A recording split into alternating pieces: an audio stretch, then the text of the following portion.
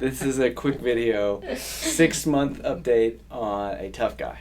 And this young man, he's 25 or so, is in one of the branches of the military and is applying to the special forces of that branch.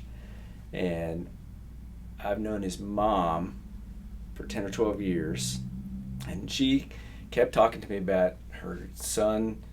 I mean, I think the kid was like 14 when she started talking to me about her son was going to need a hair transplant. So finally, he came in, and you'll note that he has a more mature hairline than a 25 or 26-year-old has, because his dad is bald, and he's got to age into this thing. And so here he is on or about July 1st of this year.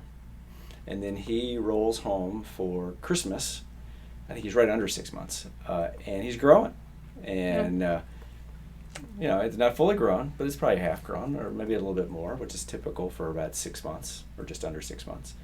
And he has to wear a short haircut for his ass-kicking job, and here's a scar.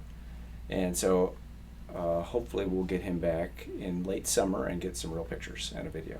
Yes.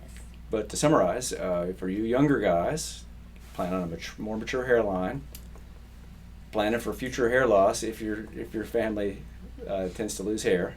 What are you laughing about? No, I'm just thinking.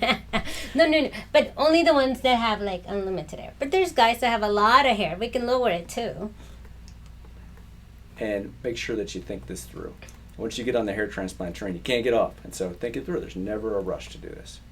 And watch plenty of our videos. See our approach on younger guys, middle guys, and old guys. And we did one of my best friends who's 71 right before Christmas. So what do you think? He got the same hairline that we put on this kid. Well. Give us a call if you want to. Thanks.